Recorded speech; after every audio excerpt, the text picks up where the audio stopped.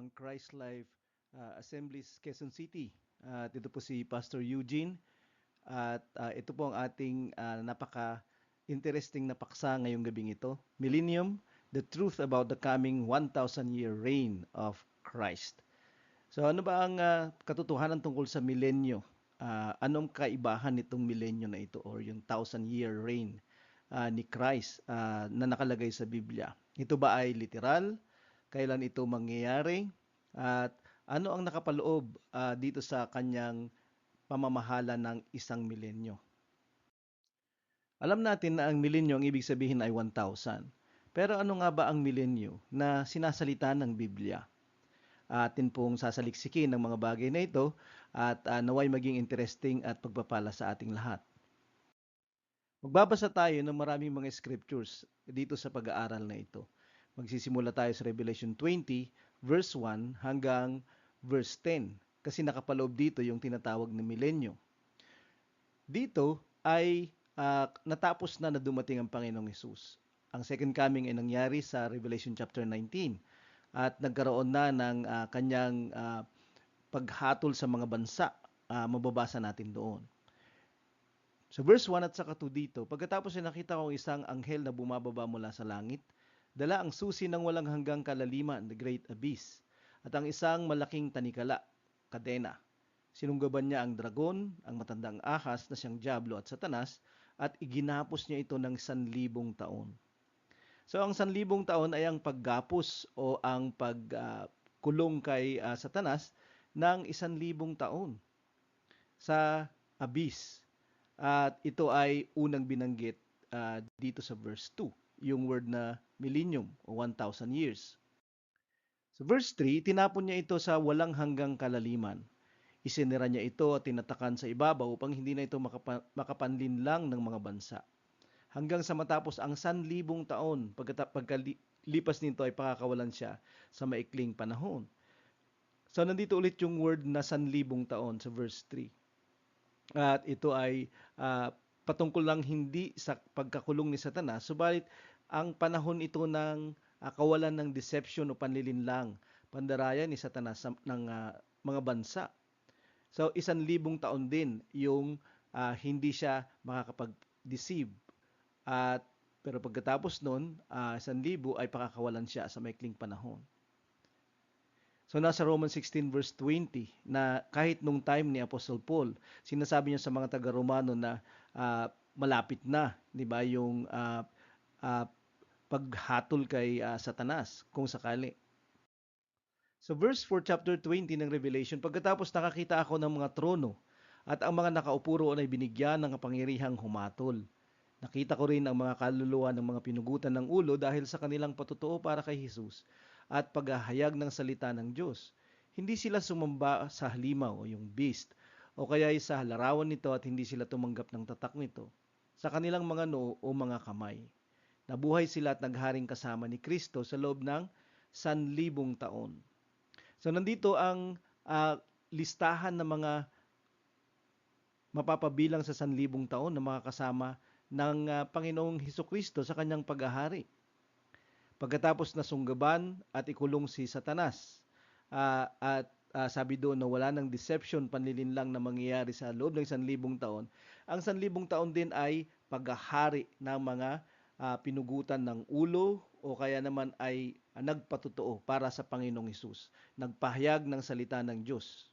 Pakinggan natin yan at yan ay napakahalagang bagay. Sila ay maghahari na kasama niya. Sila ay binuhay muli, 'di ba? Ni-resurrect at nagharing kasama ni Kristo sa loob ng 1,000 taon. So magiging kasama ni Kristo sila na mamamahala o magiging otoridad sa 1,000 taon na 'yan. Ang mga Kristiyanong kahit kamatayan ang ibig sabihin ng pagsunod ay paghihirapan nila at sila ay magpapatuloy, 'di ba? Nasusunod sa Panginoon, na mangangaral ng kanyang salita at hindi ito isang malaking bagay kundi actually ini-invite nila kung sakali man o kaya naman kanilang buong pusong tinatanggap yung ganitong kalalagayan o kaya kapalaran kung sakali. Sa verse 5 at saka 6, ang ibang mga patay ay hindi nabuhay hanggang sa matapos ang 1,000 taon. So, ang naunang binuhay ay ang mga pinersecute, ang mga nanatiling nangangaral ng salita ng Panginoon, hindi sila naapektuhan nung halimaw o nung Antichrist na sinasabi ng Scripture. Okay, hanggat sa matapos yung 1,000 taon, ang mga patay ay hindi muling nabuhay, yung mga ibang mga patay. So, dumating si Jesus Christ, pero hindi lahat bubuhayin muli. Ang unang bubuhayin ay ang mga nanampalataya at sumunod sa Kanya hanggang kamatayan. Ito ang unang muling pagkabuhay at tinawag yun na first resurrection. Pinagpala at banal ang mga nakasama sa unang pagkabuhay. Diba? Yun yung ating gustong samahan na resurrection. Walang kapangyarihan sa kanila ang ikalawang kamatayan. Ang ikalawang kamatayan ay impyerno. Yun yung sinasabi ng Revelation 21 verse 8. Pero sabi niya ang mga nasa unang muling pagkabuhay, first resurrection, ay hindi na sila mapupunta sa impyerno, kundi sila ay magiging mga pari ng Diyos at ni Kristo. Ibig sabihin, saserdote sila. Maghahari silang kasama niya sa loob ng 1,000 taon. So, yung 1,000 taon ay yun pa yung gugugulin bago buhayin ulit yung iba pang mga patay habang naghahari ang mga una ng binuhay muli. Sa Isaiah 11 verse 4 to 9, yan yung kalagayan ng 1,000-year reign na ito ng Panginoong Yesus. Napakaganda na puntahan natin yan kasi napakadaming detalye tungkol dyan. Ang milenyo. Sa verse 7 at 8, kapag natapos ang 1,000 taon, pakakawalan si Satanas mula sa kanyang bilangguan at lalabas siya upang linlangin ang mga bansa sa apat na sulok ng lupa, ang Gog at Magog, upang tipunin sila para sa pakikipaglaban. Sila'y kasindami ng mga buhangin sa dagat. Ito na yung mga tao na nanatili, nagparami, di ba? Yung iba siguro mamamatay dyan sa 1,000 taon na yan, pero dumami pa rin sila katulad ng buhangin sa dagat. At sabi niya, nung pinakawalan na si Satanas after 1,000 years, ay nanlinlang siya ulit at nadaya silang lahat. Verse 9 to 10, sila'y umahon sa malawak na lupa, pinaligiran ang kampo ng mga banal at ang minamahal na lungsod. Magiging laban sila sa Panginoon at sa mga naghaharing mga Kristiyano na kasama niya. Ngunit may apoy na bumaba mula sa langit at nilamon sila. Ang diablong luminlang sa kanila ay tinapon sa lawa ng apoy at asopre, yun yung impyerno. Kung saan naroon ang halimaw at ang huwad na propeta, doon ay pahihirapan sila. Araw at gabi, magpakailan-kailanman. So, magpakailan-kailanman, sila ay hinatulan ang diablong luminlang, 'di ba, sa lawa ng apoy at asopre. At ang kanyang pupuntahan ay paghihirap. So, yan yung milenyo. Isang literal sa palagay natin na dami ng mga taon na maghahari ang Panginoong Hesus dito sa lupa kasama ng mga Christians na naging matapat sa kanilang pagsisilbi sa Kanya. At sila ay bibigyan ng pagkakataon na hindi lamang makapasok sa Kanyang kaharian isang araw, yung walang hanggan, subalit sa isang 1,000 taon din ng Kanyang paghahari na tinatawag na milenyo. Bakit may milenyo? Bakit merong ganito? Okay, so doon lang natin mababasa yung term na millennium o 1,000, di ba? Sa Revelation chapter 20, verse 2, verse 3, 4, 5, 6 at saka 7. Sa 6 times na nabanggit ito. Pero bakit may milenyo? Itong literal na 1,000-year reign ni Christ. Una ay para sa mga Hudyo. Acts 1 verse 6, minsan nang nagtitipon sila, tinanong nila si Jesus, Panginoon, ito na po ba ang panahon na ibabalik ninyo ang kaharian ng Israel? So, sila ay naghahangad, sila ay naghihintay, sila ay umaasa ng isang kaharian. Dahil ito ay pangako ng Panginoon, katulad ng pag-ahari ng David at ni Solomon, pero lalong-lalo na partikular ni Haring David, na golden years para sa Israel yung kanyang pag-ahari. At ito yung kanilang inaasahan sa Misaya, sa Kristo, 'di ba, na dadalhin niya. Hindi lamang siya ay magiging Diyos na dadating, subalit siya ay magtatatag ng kanyang kaharian, katulad ng kaharian ng David. Kaya tinatanong nila siya dito. Pero sinabi niya na hindi ito ibibigay yung tamang panahon sa inyo kung sakali. Sa Isaiah 9 verse 6, isa ito sa mga prophecy tungkol kay Jesus Christ. Sabi dito, ipapanganak ang isang batang lalaki na maghahari sa amin. Okay? Tatawagin siyang kahangahangang tagapayo, makapangyarihang Diyos, walang hanggang Ama, prinsipe ng kapayapaan. Isang batang lalaking ipapanganak at maghahari sa Israel. Okay? Kaya lang nung dumating ang Panginoong Hesus, yung Diyos na nagkatawang tao, ay hindi naman siya naghahari. Bagkus siya ay naglingkod. Bagkus siya ay naglingkod ng pinakamababang paglilingkod dahil siya ay naghugas ng paa nila. Ano ang nangyari? Failure ba itong Isaiah 9 verse 6? Kasi siya ay sinabing dadating nga yung makapangyarihang Diyos at ipapanganak. Ibig sabihin magkakatawang tao siya. Pero bakit hindi siya naghari? Kasi sabi niya dito na siya ay maghahari sa kanila. Isaiah 9 verse 7. Nandito ang sikreto. Hindi magwawakas ang pag-unlad ng kanyang pamamahala at maghahari ang kapayapaan. Siya ang magmamanang kaharian ni David. Patatatagin niya ito at paghahari ang may katarungan at katwiran magpakailanman. Sisiguraduhin ng Panginoong makapangyarihan na matutupad ito. Ito yung sikreto kung bakit yung Kristo na dumating nung almost 2,000 years ago ay hindi siya hari. Kasi dalawa yung kanyang pagdating. Ito ay tumutukoy sa kanyang ikalawang pagdating. Dumating siya nung una upang maging tagapaglingkod. At hindi siya dumating upang mag-serve, kundi hindi siya dumating upang to be served, kundi to serve. 'Di ba? Yun yung sinasabi niya sa Romans chapter 5. At ito nga yung ginawa ng Panginoon nung una niyang pagdating. Siya ay magsisilbi at maglilingkod ng kaligtasan sa mga tao. Pero yung ikalawang pagdating, siya ay magiging hari. Nung una siya ay lamb or tupa. Pero sa pangalawa siya ay leon na magiging makapangyarihang mandirigma, di ba? At ang kanyang pamamahala o kanyang paghahari ay hindi lamang katulad ni David, kundi walang hanggan.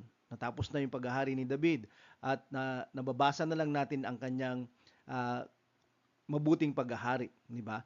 Kaya lang, yung paghahari ng Panginoon ay punong-puno ng katwiran, punong-puno ng katarungan. Magpakailanman, ibig sabihin walang hanggan. Sa Luke 1 verse 32 to 33, magiging dakila siya, tatawaging anak ng kataas-taasang Diyos. Ito ang hula ni Zacarias, di ba? Ibibigay sa kanya ng Panginoong Diyos ang trono ng ninuno niyang si David. Maghahari siya sa mga lahi ni Jacob, ibig sabihin sa mga Hudyo, magpakailanman. Ang paghahari niya ay walang katapusan. Hindi si David ito kasi nagtapos at may hangganan ng kanyang paghahari. Pinalitan siya ng kanyang anak na si Solomon at from then on ay iba pang mga hari yung naghari sa Judah. Pero ang paghahari ng anak ni David na ito, na si Jesus Christ, ay magiging walang hanggan. Kasi siya ay hari ng walang hanggan. So, ito yung nasa scriptures from Old Testament. Alam na ng mga Hudyo ito. Kaya nga dumating ang Panginoong Hesus, gusto nila na makita na siya ay maghari. Kaya nga medyo nawalan sila ng loob, including John the Baptist, including the disciples, 'di ba? Lalong-lalo na nung namamatay na siya sa krus. Dahil hindi 'yun yung inaasahan nila sa pagdating ng hari o ng Kristo na ito. Kaya lang hindi nila alam na ang Kristo ay mamamatay sa ibang sa ibang prophecy ng scripture. Halimbawa sa Jonah, 'di ba, siya ay katulad ni Jonah, lululunin ng isda ng 3 araw, 3 gabi. Ganun din ang Kristo. 'Di ba? Mamamatay siya at malilibing ng 3 araw, 3 gabi. 'Di ba? At sa Isaiah 53 siya ay mamamatay dahil sa kasalanan. Kaya lang hindi nila nakita iyon, 'di ba? Pero siya pa rin ang magiging hari kasi yun yung susunod na yugto ng kanyang prophecy.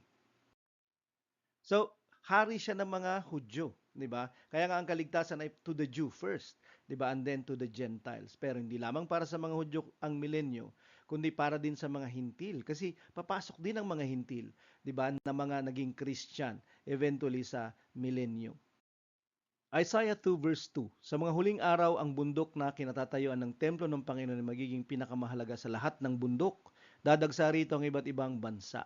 Maraming bundok na pinupuntahan ng mga iba't ibang mga bansa. At ang number one dyan, obviously, ay yung Mount Everest na siyang pinakamatayog na bundok sa sanglibutan, sa kasalukuyan. Pero isang araw, sa mga huling araw, sabi niya, yung bundok kung saan nakatayo doon ang templo ng Panginoon, siya ang pinakamahalagang bundok sa lahat. Dahil pupuntahan siya ng lahat ng mga bansa. Bakit? Kasi doon sa templo na yon ay maghahari ang Panginoong Hesus. Sa verse 3, sasabihin nila tayo na sa bundok ng Panginoon sa templo ng Diyos ni Jacob. Tuturuan niya tayo roon ng kanyang mga pamamaraan upang sundin natin. Ito yung iba't ibang mga bansa o yung mga goyim, di ba, na tinatawag. Okay, yung Gentile nations na pupunta sa bundok ng kinatatayo ng templo at obviously sa Israel yon, sa Jerusalem, di ba? Pero doon ay tuturuan sila ng mga pamamaraan ng Diyos.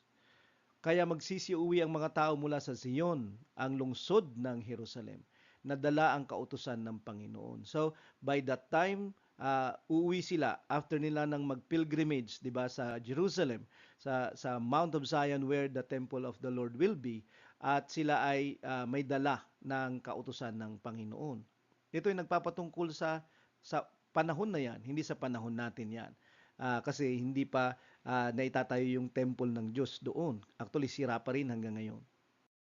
So verse 4, at pagkakasundiin niya ang maraming bansa, kaya hindi na magdidigmaan ang mga bansa, at hindi na rin sila magsasanay ng mga sundalo para sa digmaan. Gagawin na lang nilang talim ng araro ang kanilang mga espada at karit na pantabas ang kanilang mga sibat.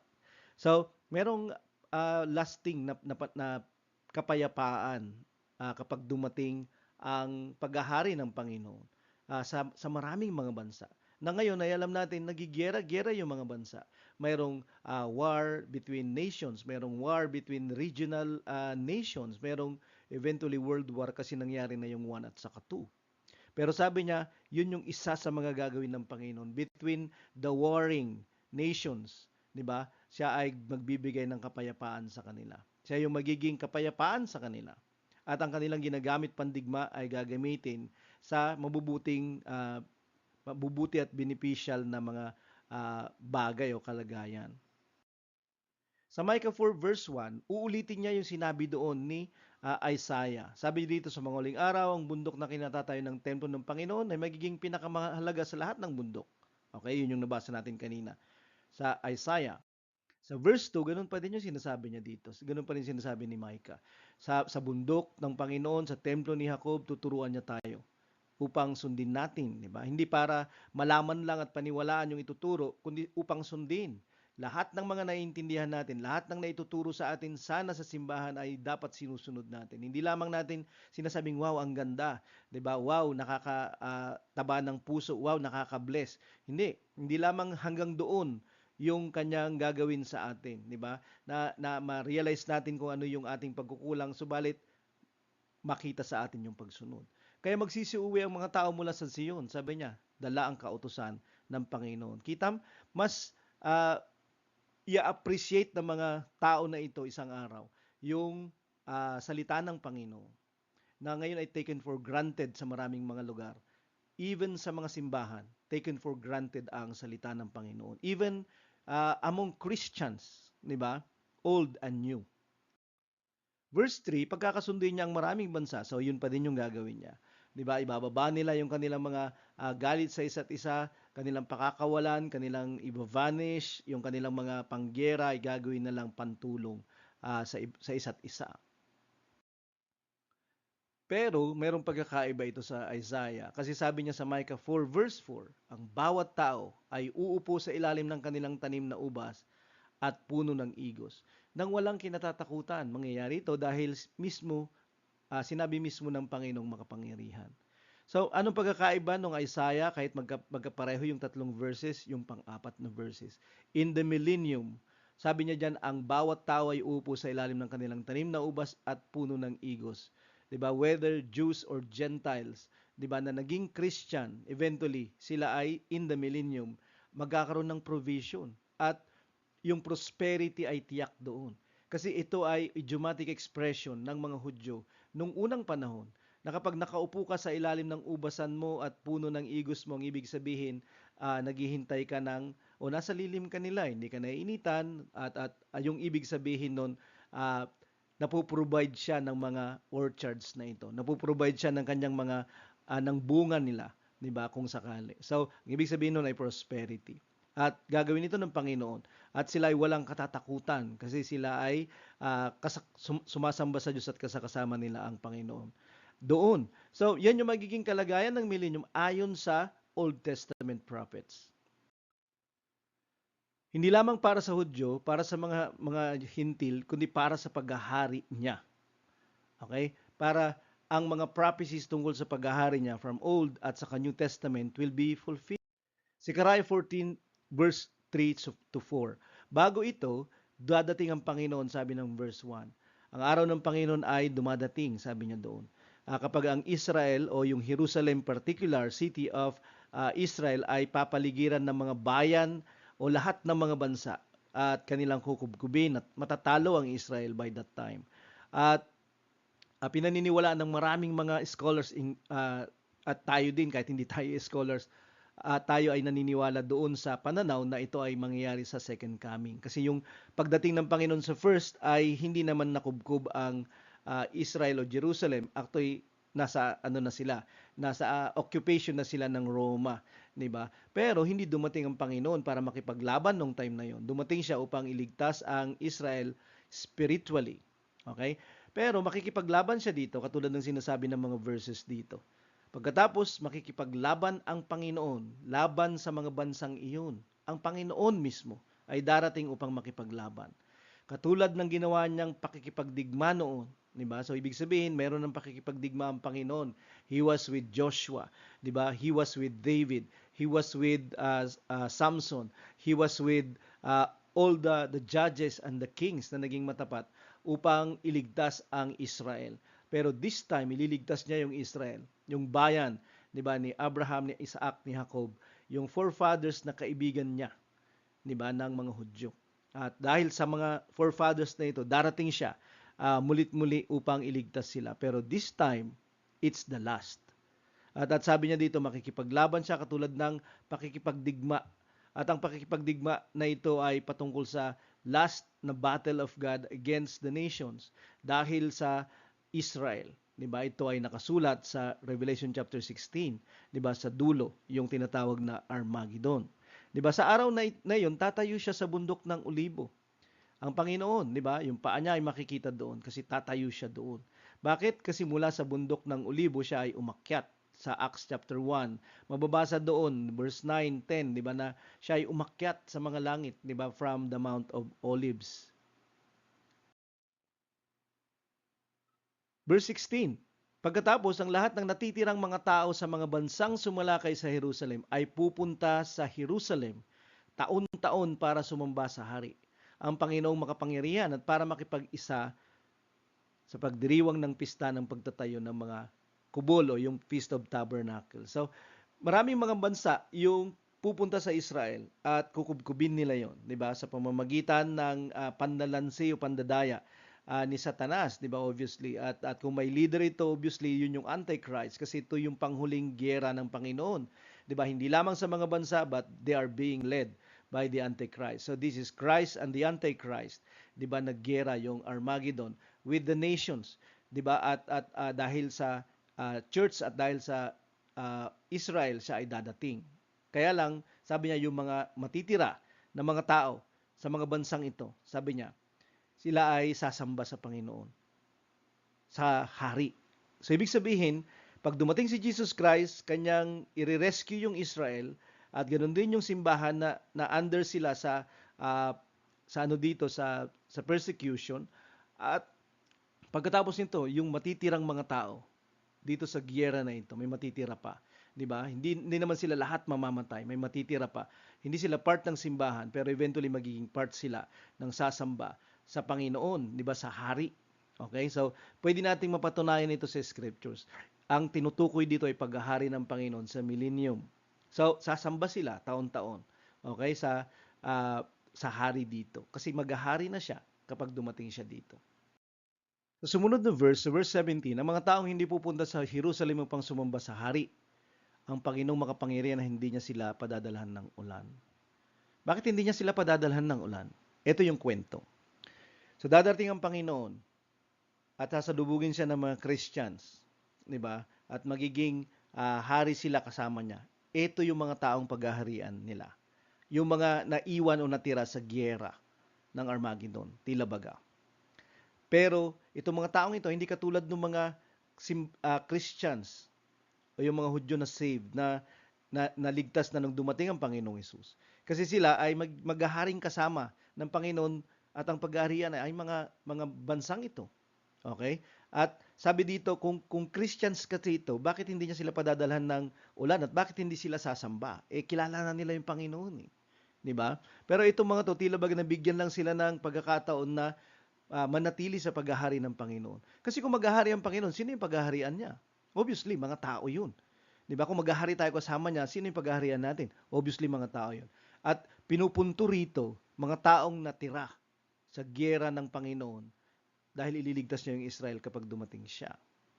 At yung iba ay matitigas pa yung ulo kasi ayaw nilang sumamba. At kapag ayaw nilang sumamba, meron silang parusa. Ang parusa ay walang ulan.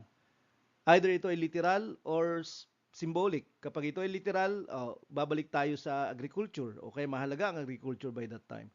Kapag ito naman ay literal, spiritual, blessing, yung ibig sabihin nito. So hindi lamang tayo maghahari, di ba? Katulad sinasabi niya kanina doon, matuturuan sila ng salita upang sila ay sumunod. Kasi hindi pa sila sumusunod. Hindi pa nila alam yung pagsunod. Di ba? Pero maghahari tayo at tayo ay tutulong para sa kanilang ikatututo. Sumunod na verse, ang mga taga-Ehipto, okay? Pakinggan ninyong mabuti, okay? At inyong itanim sa isip natin yan, mga taga-Egypt na hindi pupunta sa Jerusalem ay mawawalan din ng ulan. Padadala ng Panginoon ng salot na tulad ng salot na kanyang ipapadala sa mga bansang hindi pupunta para sa pagdiriwang ng pista ng pagtatayo ng kubol o tabernacles. Ano yung salot na yon? Hindi pagbibigay ng ulan. Drought yun, obviously. Diba? At salot yun. Diba? Yan ang parusa sa Egypt at sa lahat ng bansang hindi pupunta sa Jerusalem para ipagdiwang. So, hindi lamang Egypt, kundi lahat ng mga tao o mga bansa. Bakit particular yung Egypt nakalagay dito? Kasi part siya, mga Egyptians yung paghaharian eventually ng simbahan at ni Kristo at ng mga Hudyo na maliligtas. Sa Revelation 2 verse 26 to 27, ang magtatagumpay at ang tutupad ng aking mga gawa hanggang sa wakas ay bibigyan ko ng kapamahalaan sa mga bansa. 'Di ba? Ano ang reward ng mga taong magpapatuloy sa pagsunod? Sabi niya dito, at magtatagumpay sa kanilang mga trials at mga temptations, ang magtatagumpay at ang tutupad ng aking mga gawa. Hindi lamang sila magtatagumpay sa kanilang personal struggles ng pagsunod, kundi tumutupad din sila sa mga gawa hanggang sa wakas. Tutupad sila, 'di ba? Ng aking mga gawa. Ibig sabihin, yung ginagawa ni Jesus, yung pagliligtas, yung pangangaral, 'di ba, yung pagpunta sa mga tao, yung pakikipag-usap sa kanila tungkol sa kasalanan, tungkol sa kaligtasan. Ipinagpapatuloy ng mga taong itong mapagtagumpay na ito. At dahil ganito yung kanilang kalagayan, sabi niya, hanggang sa wakas, bibigyan ko sila ng pamamahala sa mga bansa. Kaya maghahari yung mga tao na mangangaral ng salita ng Panginoon at magtatagumpay ng kanilang personal struggle against sin. Mamamahala siya sa kanila sa pamamagitan ng isang bakal na tungkod. Sa pamaraan ng pagdudurog ng isang tao sa palayok, ito ay tulad din sa paraan ng pagtanggap ko ng kapamahalaang mula sa aking Ama. So sabi niya, rod of iron. Hindi iron hand, magkaiba po ang iron hand. Ang iron hand ay, siyempre, matigas yung iron, di ba?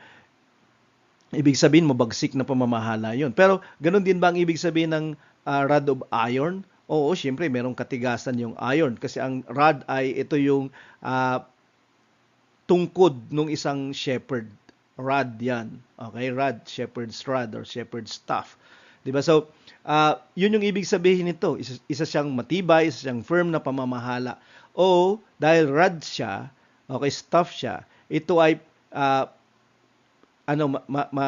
matibay, matatag, 'di ba, matigas na pamamahala o kaya naman paggabay ng pastol. Hindi lamang siya kasi hindi lamang siya maghahari obviously, 'di ba? Kasi siya ay magliligtas ng mga tao sa pamamagitan ng milenyo isang araw. Itong mga tao na papapasukin niya ay meron silang privilege ng kaligtasan. 'Di ba, nakakaiba sa kaligtasan ng mga unang binuhay niyang muli. Okay? Dapat maintindihan natin ito kasi ito ay nasa scriptures. So, mamamahala siya sa kanila sa pamamagitan ng isang bakal na tungkod. Tungkod. Okay? Medyo firm yun, pero meron siyang shepherd-dish na pamamalakad o kaya naman pamamahala. Okay? So, yun yung gagawin niya. Pero, kasama niya sa pamamahala na ito, paggabay, pagtuturo na ito, katulad ng shepherd sa sheep, ay ang mga nagtagumpay at ang mga palaging tumutupad ng kanyang gawa hanggang sa wakas. Luke 19 verse 11, nung papunta na at papasok si Jesus Christ sa Jerusalem, this will be his last week of his life on earth. Diba? As a human being, na hindi pa namamamatay sa krus, pero last week bago siya mamatay. So papasok siya dun sa Jerusalem. Habang pinakikinggan nila ang mga bagay na ito, idinagdag ni Jesus at sinabi ang isang talinghaga.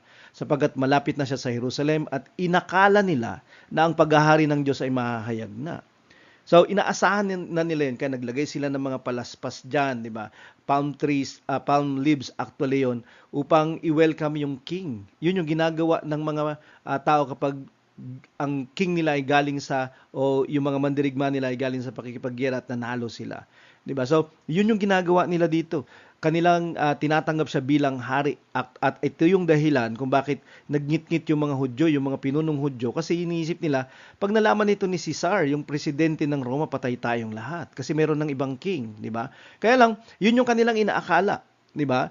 Tapos nagbigay siya ng isang talinghaga rito. Yung talinghaga ng mga minas, o kaya naman minas. So yung kwento, nagbigay siya ng 10 tao, nagbigay siya ng mga mina. 5, di ba? Yung iba 2, yung iba 1. At ito yung kwento, yung umpisa lang ng kwento, di ba? So pakinggan natin yung draft. Okay, yung backdraft ay ang inaakala nila ang paghahari ng Diyos ay mahahayag na. Kaya nagbigay siya ng ganitong talinghaga. So verse 12, kaya nga sinabi niya, may isang maharlikang lalaki, king, di ba? Pumunta siya sa malayong bayan upang tanggapin sa kanyang sarili ang isang paghahari at siya ay babalik. Ito ay nagpapatungkol kay Jesus Christ. Siya ay hari, di ba?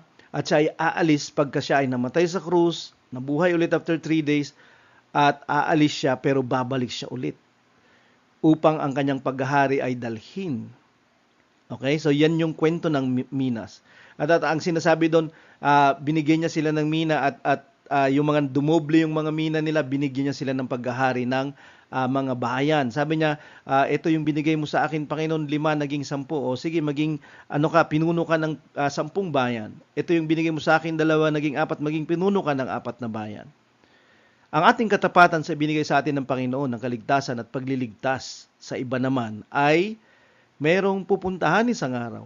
At ang reward ay papasok tayo at maghahari kasama niya, saserdote tayo ng Panginoon doon, tagapamagitan tayo ng tao, tagapaglingkod natin tayo ng Diyos, di ba? At ng tao sa Diyos.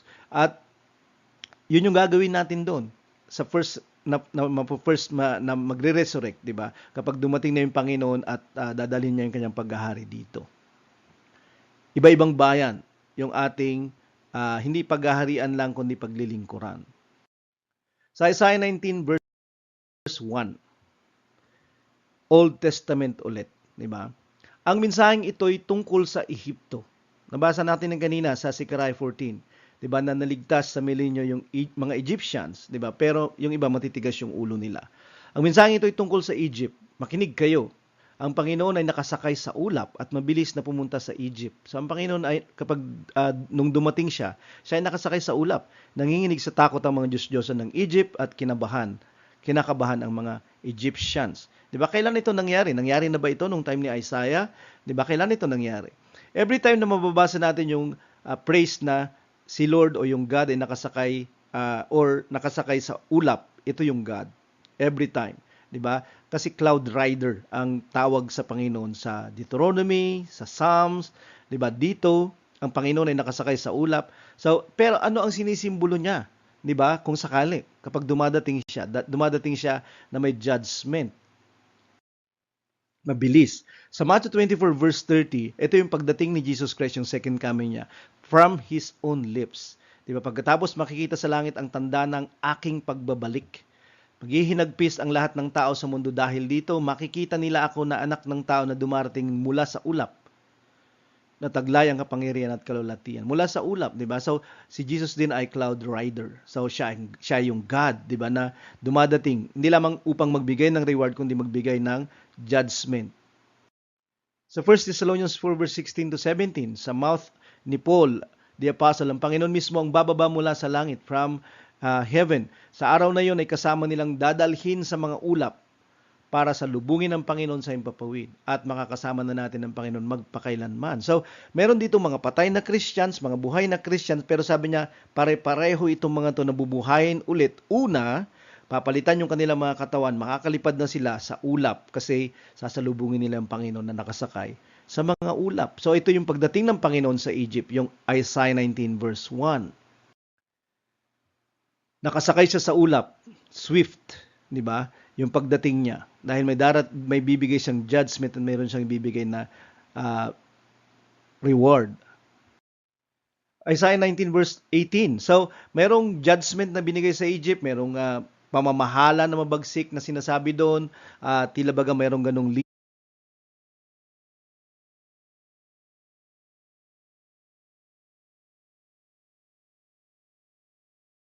leader doon at sila ay susupilin, marahas na paghaharian.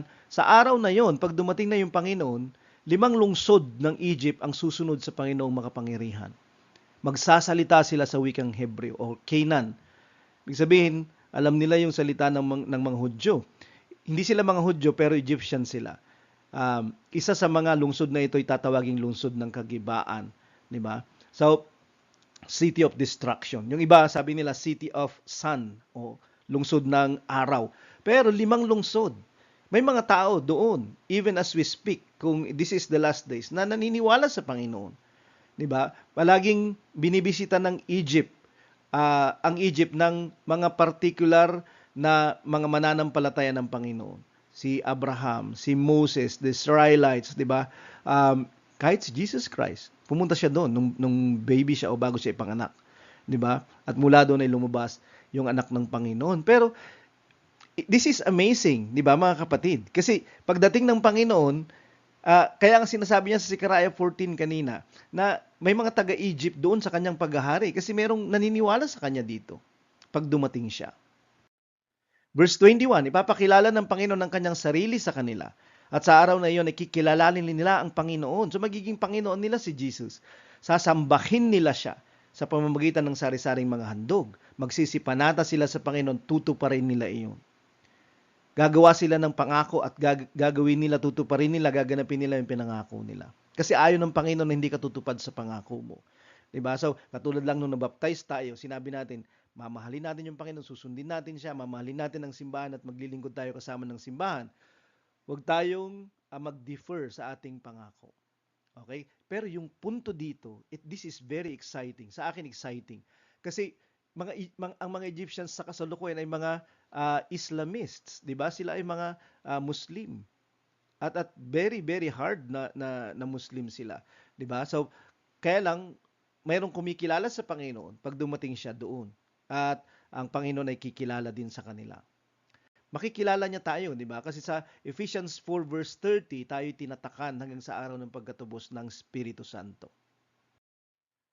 Isaiah 19 verse 23, sa araw na iyon magkakaroon ng malapad na daan mula sa Egypt papuntang Assyria. Makinig kayong mabuti.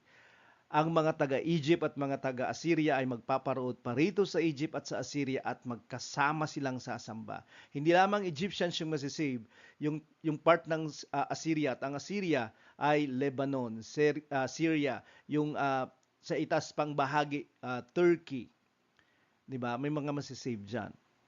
At sila ay magkakaroon daw ng highway, 'di ba, from Egypt to Assyria and Assyria to Egypt. Ang gitna ng Assyria at saka Egypt, ladies and gentlemen, ay Israel. Hindi ka pwedeng Egyptian ka pupunta ka doon sa Syria, hindi pwede 'yun ngayon. 'Di ba? Pero by this time pwede kasi mayroon ng peace, 'di ba, with Israel. 24, sa araw na iyon, magsasama ang Israel, Egypt at ang Assyria. Listen to this. Magsasama ang Israel, Egypt at Assyria at ang tatlong bansang ito ay magiging pagpapala sa buong mundo. Bakit sila pagpapala? Ang Israel dapat yung pagpapala lang. Pero magiging pagpapala even the Egyptians and the Assyrians kasi sila ay maglilingkod sa Panginoon. At magiging halimbawa sila ng paglilingkod sa Panginoon. Obviously, 'di ba? Sa Zechariah 14 kanina sinasabi na mayroong mga Egyptians na matitigas yung ulo nila pero dito ay partikular na binanggit na sila ay magiging pagpapala ng Panginoon sa buong mundo by then, sa milenyo na ito. Verse 25, pagpapalain ng Panginoon makapangyarihan at sasabihin, pinagpapala ko ang mga taga-Egypt na aking mga mamamayan, ang mga taga-Assyria na aking nilikha o nilalang at ang mga taga-Israel na pagmamay-ari ko. May mga particular na title sila. 'Di ba? My people, my creation, at sabi niya, my possession, my treasure. Okay, yung tawag niya sa Egypt, Assyria at Israel. Wala bang Philippines? Hindi. Pero ito yung ibig sabihin ng pagdating ng Panginoon. Hindi lamang siya magja-judge ng mga kaaway ng Israel kasi mga kaaway niya ito by that time. Nadadat na niya yung ng Panginoon. Pero tila baga hindi lahat ay solved na kaaway yung Israel even sa mga Muslim na mga bansa sa Middle East kahit sa panahon na ito. Tila baga merong underground na nangyayari doon ng mga people of faith. So, yan yung paghahari ng Panginoon, 'di ba? Na sinasabi sa scriptures kapag dumating siya on the cloud at madami pang mga verses at mga prophecies hindi na natin tiningnan. Pero yan yung dahilan kung bakit may millennium for the Israelites, for the Gentiles and for his kingship. Kailan ang millennium? So, nagsimula noong resurrection ni Kristo ba ang millennium? Pagkamatay ni Jesus Christ, milenyo na kaagad. Bago ang muling pagparito ni Kristo o magsisimula sa pagdating ni Kristo. Nagsimula na ba? 'Di ba? After ng resurrection niya, king na siya noon. Bago ang muling pagparito niya, okay, yung second coming niya, o magsisimula pagdating ni Kristo. Yung tatlo na ito. Itong tatlo na ito yung ating titingnan. 'Di ba? Kung ano yung katotohanan. Kasi dito lang naglalaro yung mga ideas ng mga churches at ng mga Christians tungkol sa millennium. Titingnan natin yung ilang mga diagrams na sikat tungkol sa millennium kung kailan ito mangyayari. Kasi merong mga tinatawag silang premillennialism, postmillennialism, at amillennialism, 'di ba? Ang premillennialism ay tungkol sa bago dumating yung milenyo ay bago yung dumating si Jesus Christ. Ang sinasabi naman ng amillennialism, ito ay nangyari na noon nung siya ay mag-resurrect. Yung postmillennialism naman, dadating si Jesus Christ after ng millennium. Titingnan po natin yun yung mga yan. Mga doktrina ng millennium. Proponents ng dispensational premillennialism. Dispensational dahil merong yugto ng kwento ng prophecy na nakalagay sa scriptures bago dumating yung wakas. At ito yung mga proponents ito. John Walvoord at ito'y mga evangelicals, mga Protestants na matatalino itong mga taong ito sa scriptures, 'di ba? Pero sila yung nagsasabi ng premillennialism, 'di ba? Na ang paghahari ng Panginoon ay before the millennium. O yung pagdating ng Panginoon ay bago yung millennium pala, sorry. Kaya premillennialism. At yung post naman ay pagkatapos ng millennium, darating si Jesus. Yung iba naman, ang sabi nila, dumating na yung paghahari niya kasi namatay na siya at nabuhay ulit. Sa dispensational premillennialism, anong kanilang paniniwala? So, nandito yung kanilang diagram. Ito ay design ni Jennison Jr., J. Jennison Jr. So, titingnan lang natin kasi ito yung pinakamaganda na nakita ko sa Blue Letter Bible. Okay, so dito makikita natin ito yung church age. Namatay si Jesus Christ, yan yung cross. Tapos church age, okay, tapos yan na yung pagkatapos ng church age, meron rapture na tinatawag. Secret rapture. 'Di ba, naniniwala sila diyan. Pero bago yung rapture, kasabay ng rapture magkakaroon ng tinatawag nilang 7-year tribulation. At dito daw darating yung Antichrist, yung reign of Antichrist. Okay, tapos marirestore yung mga sa Palestine, marirestore yung temple ng mga Hudyo. Okay, tapos yung kung ano yung nangyari sa Old Testament, mangyayari ulit, magkakaroon ulit ng mga sacerdote, mga sacrifices. Yun yung sinasabi nila, 'di ba, sa pananaw ng dispensational premillennialism. Tapos, after ng 7 years, yung rapture, by the way, ito yung pagkuha ng simbahan ng Panginoon. Sikreto na pagdating ng Panginoon yung rapture.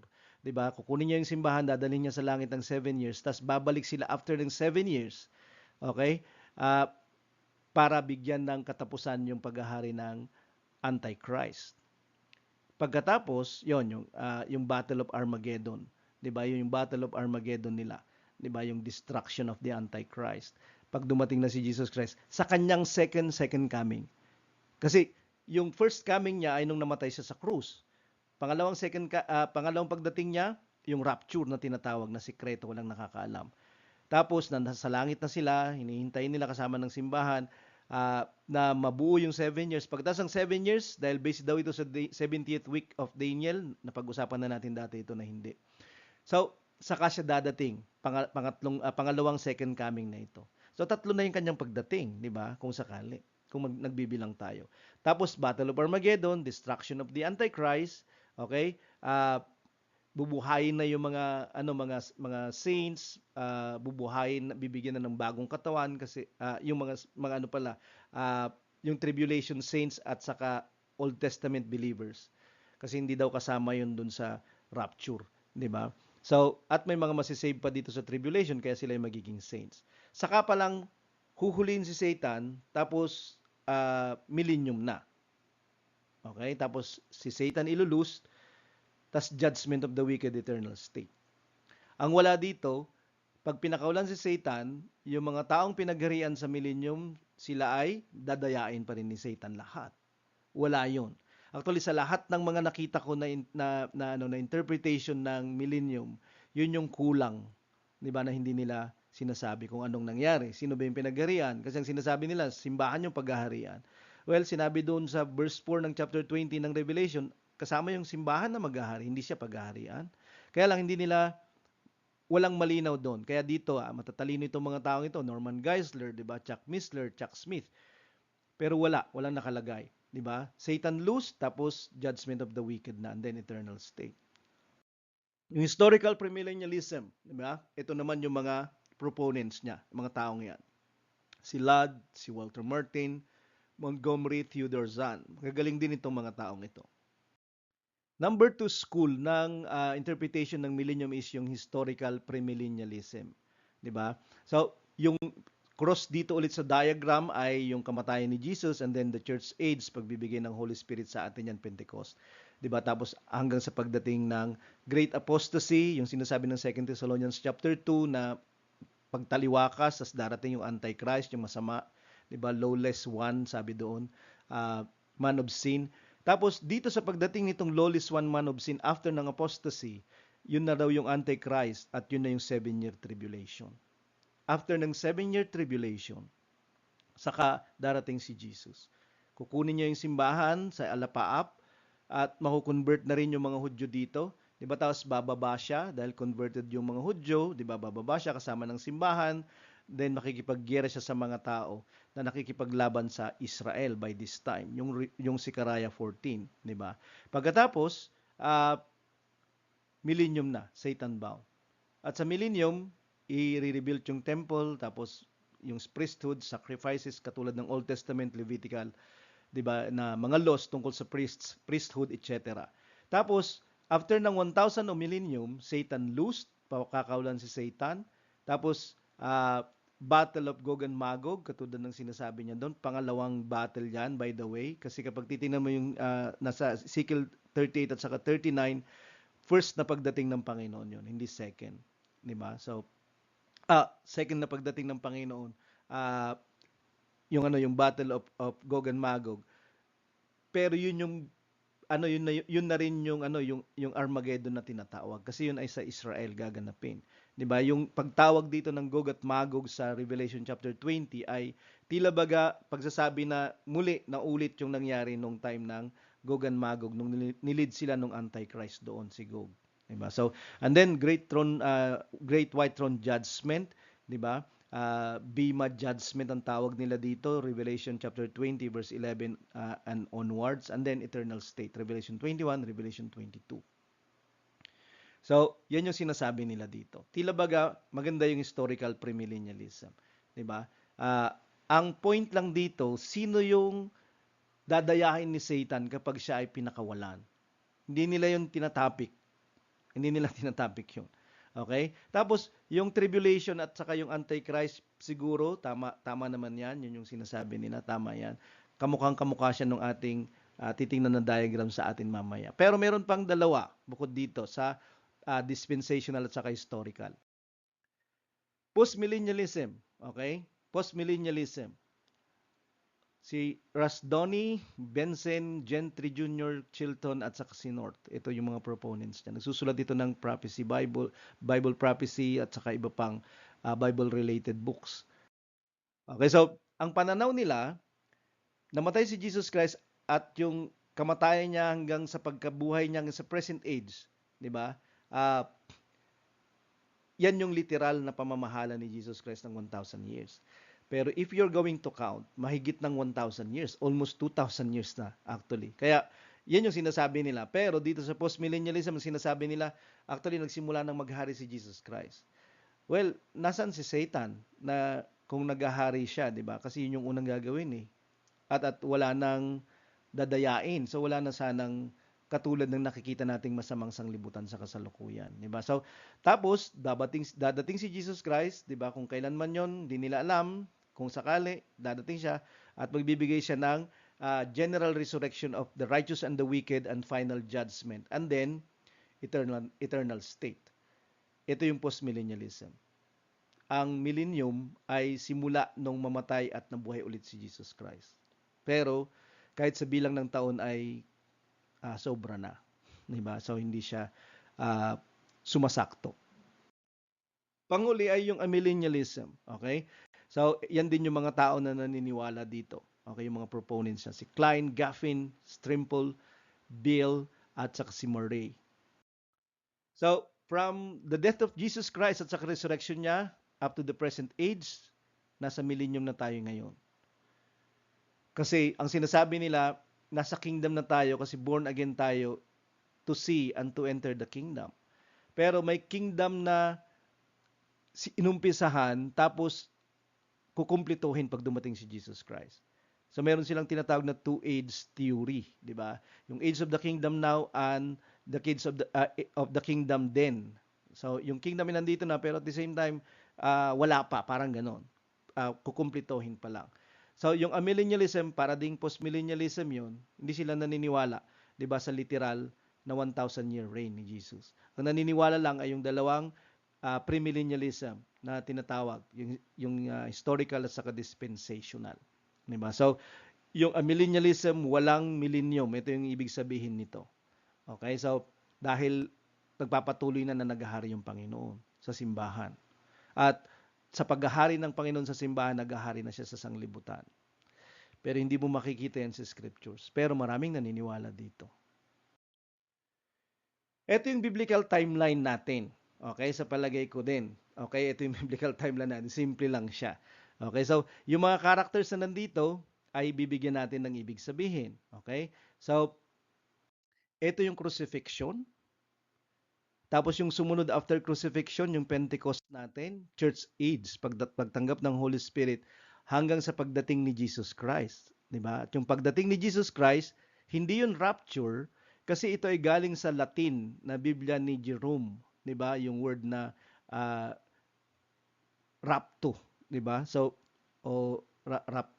rapto yung sa Latin na Biblia at rapture yun, 'di ba? Pero ang ibig sabihin nito ay pag-agaw daw. Pero ang ibig sabihin ng pag-agaw is resurrection.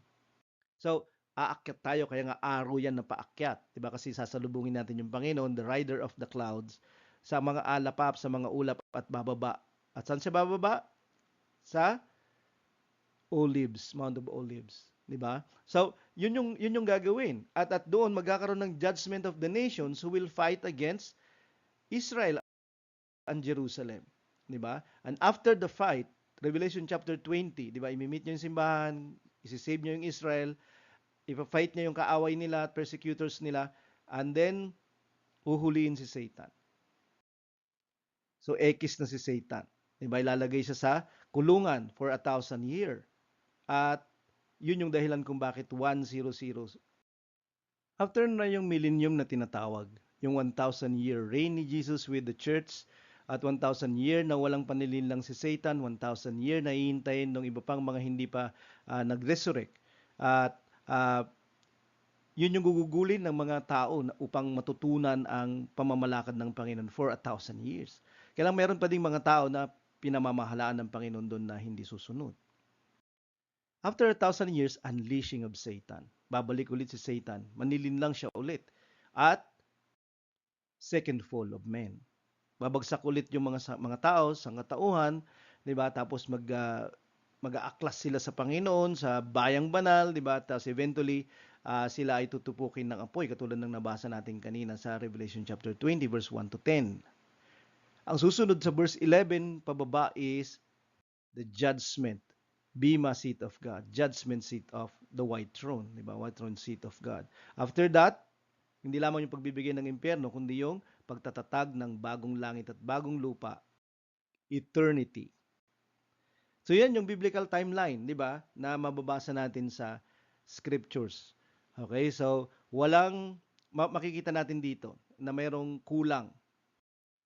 Kasi sa biblical timeline natin, walang great tribulation na 7 year, walang secret rapture, di ba? At hindi darating si Jesus Christ ng 2 beses. Walang dalawang second coming ni Jesus Christ. Ang kahalagaan ng milenyo o 1,000 taon ay nakabatay sa paghahari ni Kristo ng ganoon ding haba ng panahon sa lupang luma o sa lumang lupa. Diba? Old earth. Kasi meron yung new earth after ng millennium na ito. Diba? So, paghahari ng Panginoon ito. Kanyang patutunayan na totoo yung sinabi niya na siya ay pupunta upang maghari. Obviously, meron siyang eternal na paghahari din sa bagong langit at bagong lupa eventually. Pero yan yung kahalagahan ng millennium. Meron pang iba, pero yung iba i-reserve natin sa ibang pagtalakay. Pero meron pa, kahalagahan ng millennium o 1,000 taon ay nakabatay sa paghahari ni Kristo, na ganun ding haba ng panahon sa lumang lupa, pagkatapos ng pagkabuhay muli at bago ang paghuhukom. Yan yung kabuuan ng millennium. Diba? Bago yung pagkatapos ng pagkabuhay mo or resurrection, rapture yung tinatawag ng iba, pero walang secret rapture. At bago yung paghuhukom. Matthew 11 verse 12, anong ginagawa nito sa atin? Diba? Kung sakali. It makes us realize na mayroong kingdom si Jesus Christ na itatayo isang araw dito sa lupa. At gusto natin na pumasok, pero pag nandun na tayo, gusto natin na papasukin din yung iba. Nakita ito ni John the Baptist. Kaya nga sa Matthew 11 verse 12, mula pa sa kapanahunan ni Juan na taga-bautismo hanggang ngayon, ang kaharian ng langit ay dumaranas ng karahasan at sa pilitang kinukuha ng mga taong mararahas. Parang may stampede to enter the kingdom. Nung dumating si Juan Bautista, masyado silang uhaw sa salita ng Panginoon, pero at the same time, masyado nilang ginugusto yung paghahari ng Messiah. Tayong mga born again, nakapasok na tayo doon. 'Di ba? At nasa kaharian na tayo spiritually.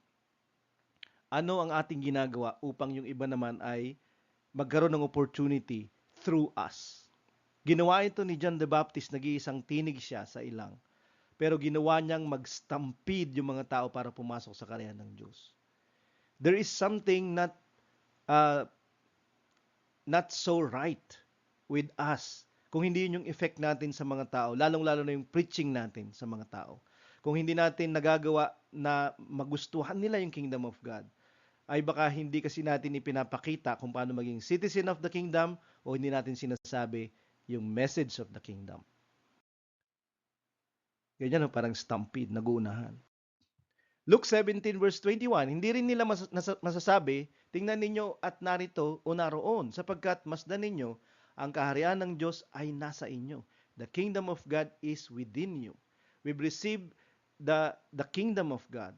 Kasi yung word of the kingdom of God ay yung word of salvation natin.